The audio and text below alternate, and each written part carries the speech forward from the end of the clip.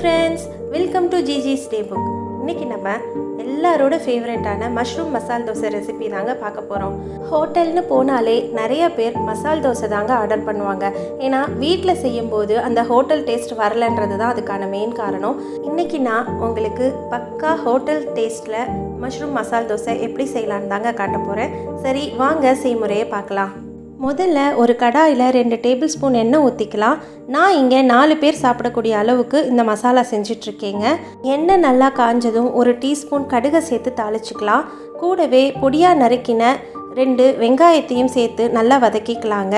பெரிய வெங்காயத்தை நறுக்கும்போது நீல வாக்கில் சன்னமாக நறுக்கிக்கலாங்க. கூடவே ஒரு கொத்து கருவேப்பிலையை பொடியாக நறுக்கி வெங்காயத்தோடையே சேர்த்துக்கலாங்க. இப்போது மூடி வச்சு ஒரு 5 நிமிஷம் வேக விடலாங்க. 5 நிமிஷம் கழித்து பாருங்கள், வெங்காயம் கொஞ்சம் சாஃப்டாக வெந்திருக்கும். இந்த ஸ்டேஜில் 1 டேபிள் ஸ்பூன் இஞ்சி பூண்டு விழுதை சேர்த்து நல்லா வதக்கிக்கலாங்க. இஞ்சி பூண்டு பேஸ்ட்டோட பச்சை வாசம் போனதுக்கப்புறமா பொடியாக நறுக்கி வச்ச 3 தக்காளியை இது கூடவே சேர்த்துக்கலாங்க. தேவையான அளவு உப்பையும் சேர்த்துக்கலாம். எல்லாத்தையும் நல்லா கலந்து விட்டுட்டு ஒரு 5 நிமிஷம் மூடி வச்சு வேக விடலாங்க. இப்போ பாருங்கள், தக்காளியெல்லாம் நல்லா மசிஞ்சு நல்ல ஜூஸியாக வந்திருக்கும்.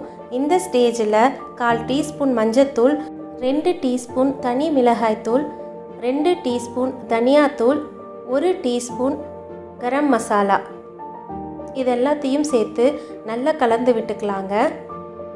பொடியாக நறுக்கி வச்ச 200 கிராம் அளவுள்ள மஷ்ரூமையும் இது கூடவே சேர்த்து நல்லா கலந்து விட்டுக்கலாங்க.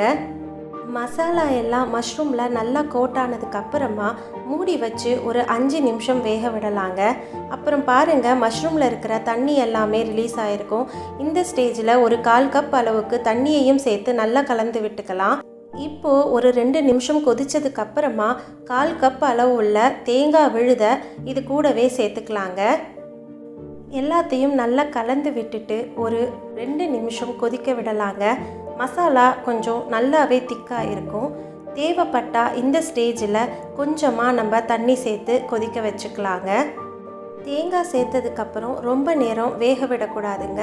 கடைசியாக ஒரு கொதி வந்ததுக்கப்புறமா பொடியாக நறுக்கின மல்லி இலைகளை சேர்த்து நல்லா கலந்து விட்டுட்டு இறக்கிடலாங்க. மசாலா ரொம்ப தண்ணி ஆகிடாமல் பார்த்துக்கோங்க. அப்போ தான் நம்ம தோசையில் வச்சு ஸ்டஃப் பண்ண முடியும். நம்மளோட ரெகுலர் தோசை மாவில் தான் நான் இந்த மசால் தோசையை செஞ்சு காட்டியிருக்கேங்க. மாவு ரொம்ப திக்காக இல்லாத மாதிரி பார்த்துக்கோங்க. அப்போ தான் தோசை நல்ல மொறுமொறுன்னு நைஸாக வரும். மசாலாவை நடுவில் ஸ்டஃப் பண்ணிவிட்டு கொஞ்சமாக வெண்ணெயையும் ஆட் பண்ணுங்கள். அப்போது டேஸ்ட் நல்லா ரிச்சாக கிடைக்கும்.